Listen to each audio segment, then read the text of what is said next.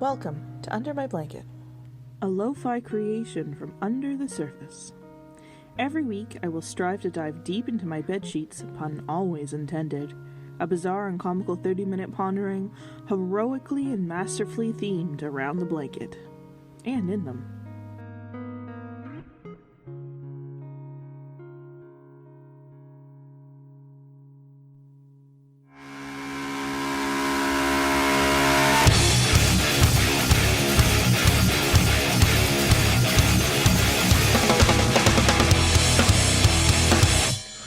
Crochet.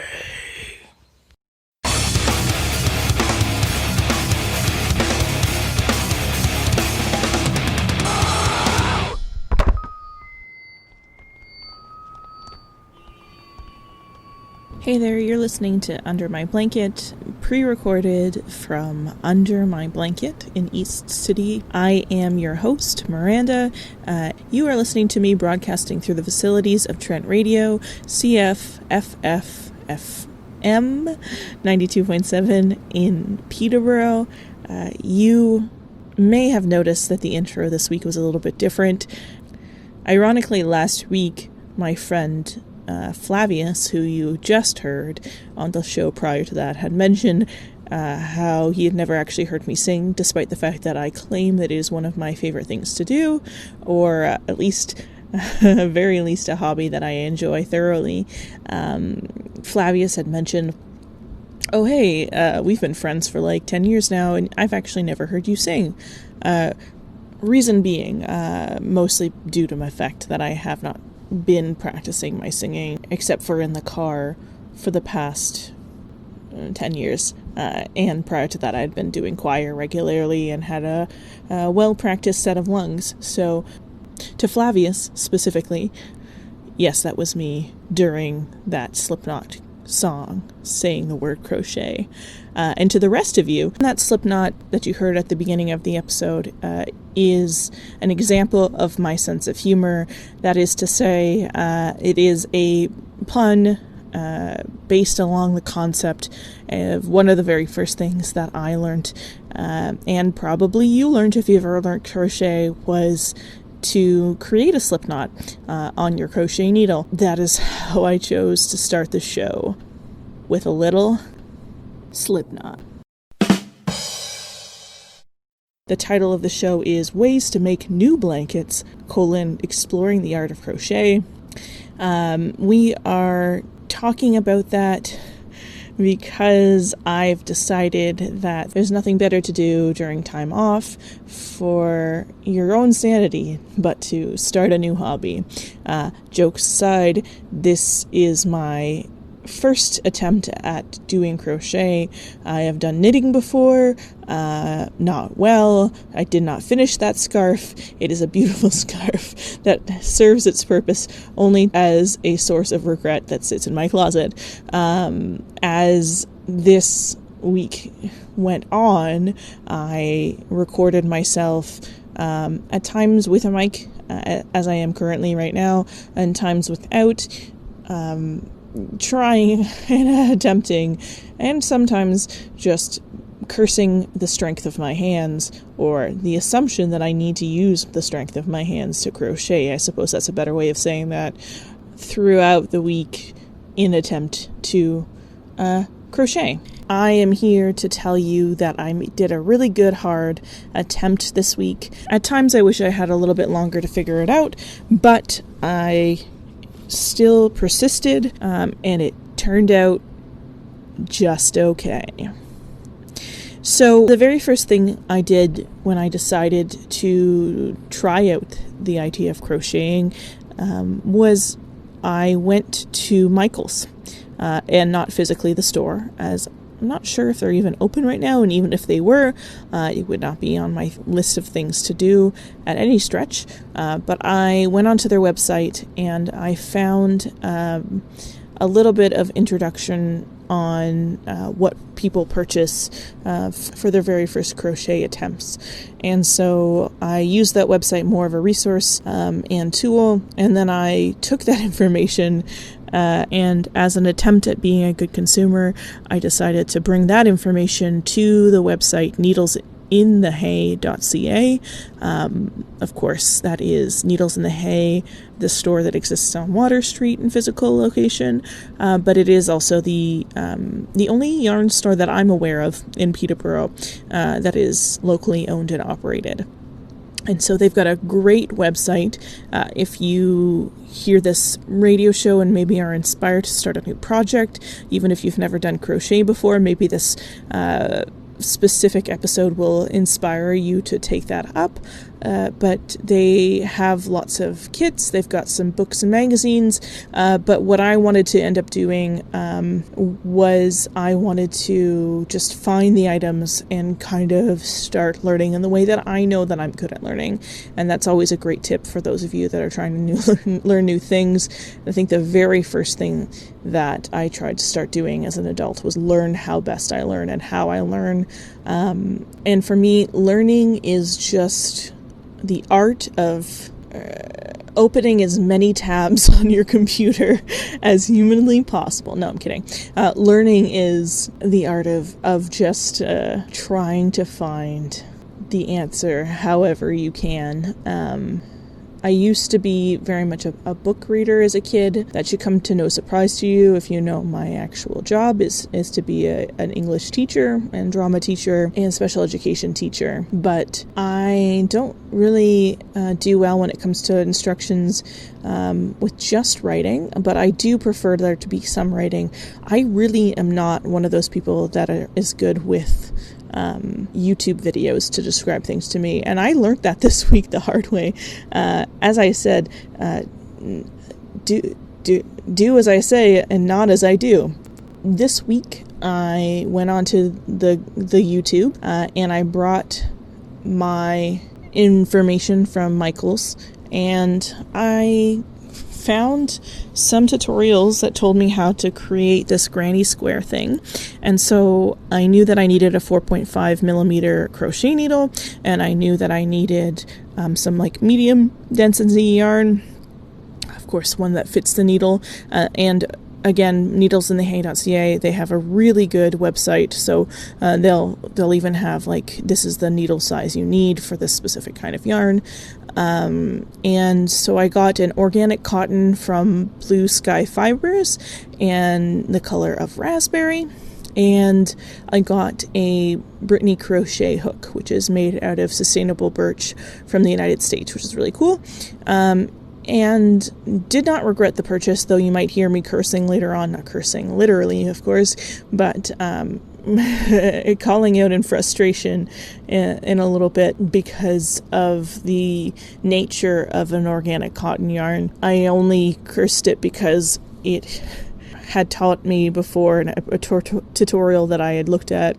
It mentioned in the Michael's website and in other places that I had searched that I should not use organic cotton or a natural fiber, as it were. I should be using a plastic type of fiber, like an acrylic, and that is just because it is a little bit easier to work with. Lesson not learned, still stubborn. Sorry, friends. Would do the same thing again. I honestly, I mean, it was hard. It was hard, but I took solace in the idea that it wasn't my fault, as it was the nature of the beast. And I, as you will hear in a second, really didn't mind because it gave me the opportunity to smell some honey. That's a very strange sentiment. Okay, so I'm going to start playing what I will call, for you folks, a ridiculous montage of my insane ramblings in reference to crochet. So I just finished listening to my first episode. I just wanted to say that for the first time in a long time, I was able to create a slip knot whilst listening to that audio, which is really cool. I feel like half the time I am wrangling that yarn. I've repeatedly tried to start to create a chain, and I feel like this is the hardest part. I assume that over time this will get easier. Beginning any project, I find, especially with ones with string or whatever, have a tendency to kind of overwhelm you. It's getting really warm in my room, and my yarn just broke off on my crochet needle. They say when you start off, acrylic is a bit easier, and I can see why now. Stubborn me wanted to make sure that I didn't buy any more things that are made out of oils, where I could just like get a cotton fabric and make it into something, but apparently that's not how it works. I'm starting to wonder whether beeswax, I have some beeswax for like sealing things. I wonder if beeswax, like coating the first little bit with beeswax just so that I can get a good start, is a good idea. Also, I need to stop manhandling things. I hate that expression. I need to stop grabbing things so aggressively that I decide that I am going to pull them apart. That's what I need to do. I need to stop being so aggressive, because this is meant to be an old lady square or a granny square, an old person blanket. It's not meant to be a aggressive choking suffocation station for people who don't want holes in their knitting. I need to just crochet gentle. Okay. I think I'm going to put on some soothing music in the background now. I'm on a website called The Spruce Crafts, and I'm seeing here pros and cons of knitting with cotton, and one of those things is that it usually holds together well and doesn't pill.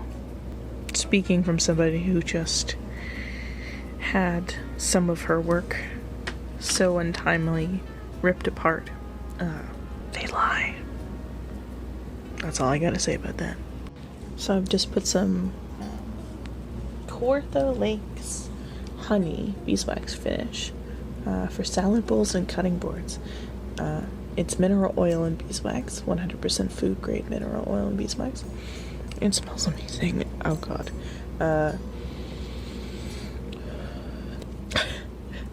Honey smells so good. So what I've done is I've coated the beginning strands of my yarn with a thin layer of beeswax. My theory is once this wax kind of seeps in to the fibers, it might be a little bit easier to kind of manipulate, at least for the first little bit of the chain.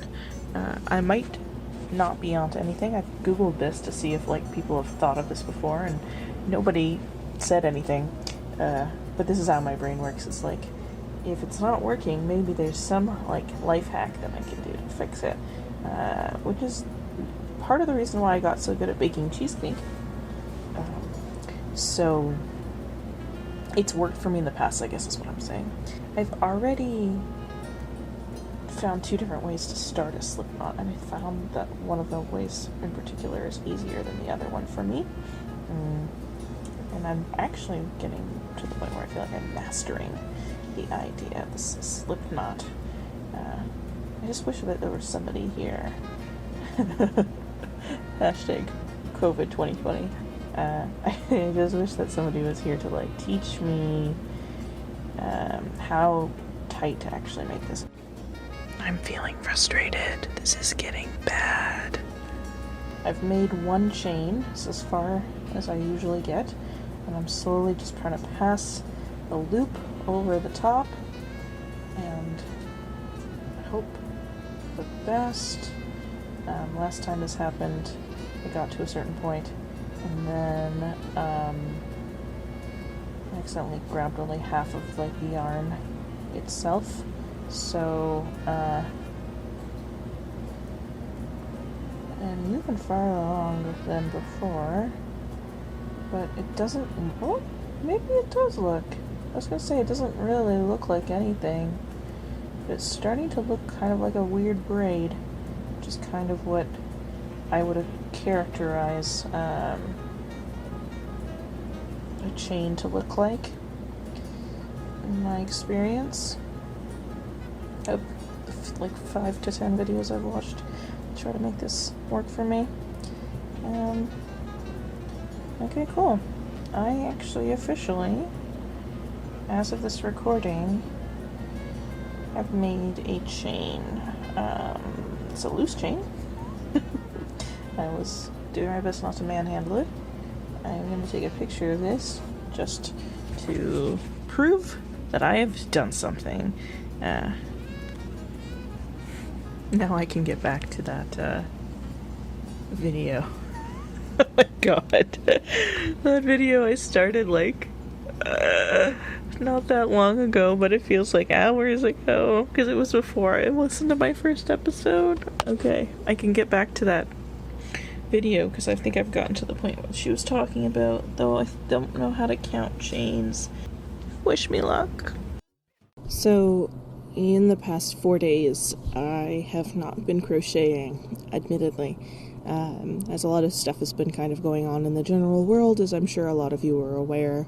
But I believe that those 4 days have given me time to think about a few things in regards to crocheting and the strategies that were working and the strategies that weren't. For anybody that's out there that, like me, before this week, haven't attempted at crocheting, I think the closest reference point that I have to learning a new skill as an adult is driving lessons. I learned a little bit later in my life, and it was probably about 4 or 5 years ago that I actually got my license. And I remembered that there was a lot of focus on like how I was supposed to handle the steering wheel, especially when it comes to like turning corners and stuff like that. And similarly, there's a lot of focus in crocheting on how to hold the crochet needle. Now, in retrospect, that makes complete sense, because when I wasn't trying to follow those instructions on the internet, I would hold my hands in a little bit more of an aggressive manner. I would tighten things a little bit too tight, and it wasn't as a gentle process as I wanted it to be. In addition, the struggles that I was having was that this specific needle that I had is beautiful, but it is a little bit more jagged than some of the metal plastic ones that I'd been seeing out on the market and being used in these tutorials as well. And so with this jagged little crochet needle and the soft yarn, it posed a greater challenge to me, especially as somebody who had never attempted crocheting before. And honestly, if I truly wanted to, I probably could have extended that amount of time, done a different show this week, but I had already kind of halfway gone through the process, at least halfway through the 30-minute time slot. So I thought today, which is technically the Sunday before the Tuesday that the show is going to be put on the air, I will do my last attempt at a gentle, hopefully gentle, slip knot. These last few moments of this episode are going to be me attempting to do so. I'm likely going to have to be outside of the blankets for this. That's mostly due to lighting and the color of the yarn and that kind of stuff. Luckily, today is a lot less hot. I'm sure you guys were all really enjoying those few days in the sun, especially those of you that like the actual sun outside. I was not enjoying it as much. I am now under my big blanket today. I actually had to put on socks today, which is saying something about the temperature change. And I hope you enjoy these last few minutes of me attempting today to get these things done. And this is, again, me learning how to do crochet for the first time. For those of you that are just tuning in right now, I have thus far successfully done a slip knot, and I have successfully created a chain. However, all of the chains that I have successfully created at this point have all been too tight, except for the last one that I did. So I'm a little bit optimistic today going into it, to at least be able to start what they call granny square. There might be easier first crochet projects. I chose a granny square because it relates to the title of the show, which is Under My Blanket. So I'm going to do my best to start this granny square, maybe at least be at the point of having maybe goal is like an inch of fabric, or I suppose yarn. How would you say that? It's fabric, I guess, when it's knitted together or crocheted together, but is it fabric when it's just yarn? Because fabric is fabric, but fabric is also knitted together. These are the very deep questions that I want you to ask yourself as you go along and listening to me ho and hum about this. I wish myself good luck, and to those of you listening out there who are rooting for me, let's see. I mean, right now I've created kind of like a figure 8. I've been watching the same videos in the beginning, so it kind of looks halfway like what she's doing, and I guess what I'm seeing is, first kind of looks like a mess of yarn in the beginning too. That keeps tripping me up. I feel like when I see her do it, it makes a lot more sense than when I'm doing it. She's got this like grab and like pull method going on with this crochet needle, and I don't feel like I've mastered that yet. I feel like maybe I should give up, because I did see that I made a mistake there. I'm gonna give this one up. This is what I keep doing, is I collect all these like little yarny bits in my plastic bag of failures. So right now, if I could visually explain to you what I've created, it kind of just looks like a figure 8 where one side has kind of like a smaller side. It literally looks like an 8, actually. One of them is a small loop and one of them's a big loop, and if I pull it apart, it looks like it is actually an 8. So I might have been on the right track and probably shouldn't have given up, but I do know that I missed a stitch there. So, no idea how to go back. Let's start it from the beginning one more time. So I need to start with a slip stitch. This is the 3rd time, by the way, that I've tried it today.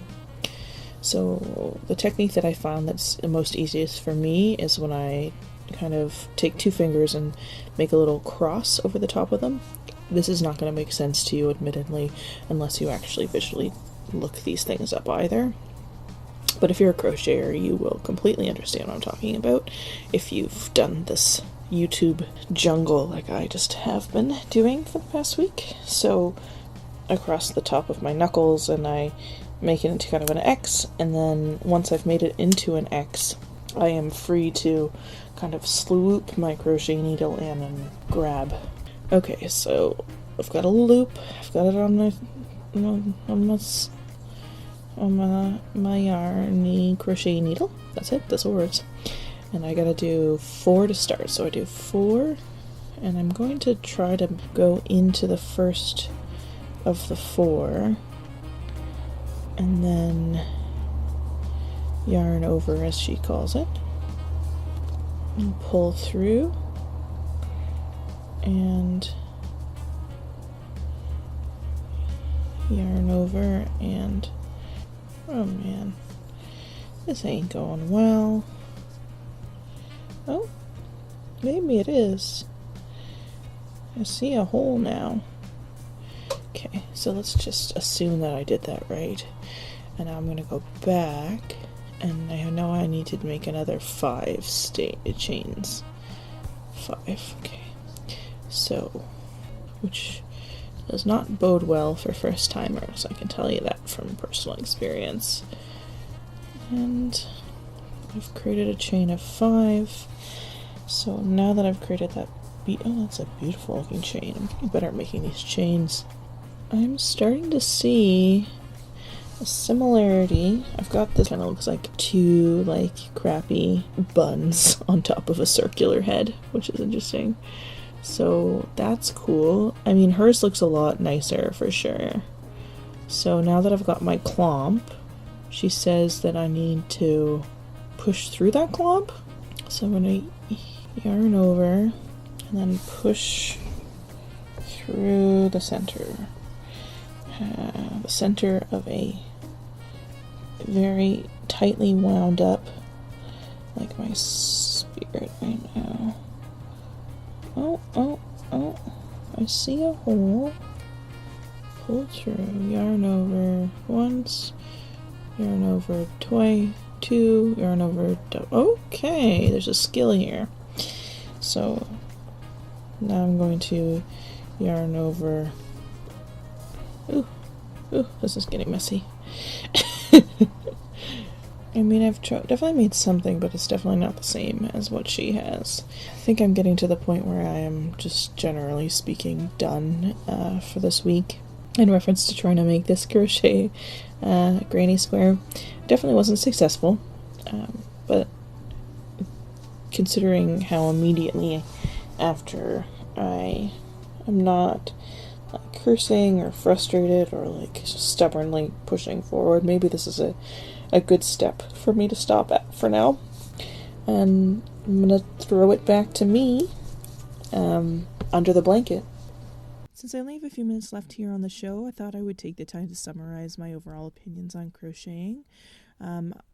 Overall, I think that the main mistake that I made was to not give myself enough time for a project like this. It's important, especially when you know you're going to get frustrated, to give yourself as much time as you can for a new project, as you probably are already aware. Also, buying a kit was probably a better option for me. I mean, ultimately, beginners kits probably could be found in like used clothing stores or consignment stores, and I probably would have done best with a less jagged crochet needle. In addition to that, just trying to go as gently as possible was probably a good idea, because I know that in the beginning, just because of the way I was holding the string, I was pulling everything too tight, and I definitely had more success as I was going along to do a little bit less tight. There's a bunch of different hand techniques online. They all say, this is how I do it. You'll find your own way, but I haven't found it yet in a week. So just definitely give yourself that time. Maybe borrow a kit from a friend. It's always better to borrow before you buy. I really hope you enjoyed listening to me struggle.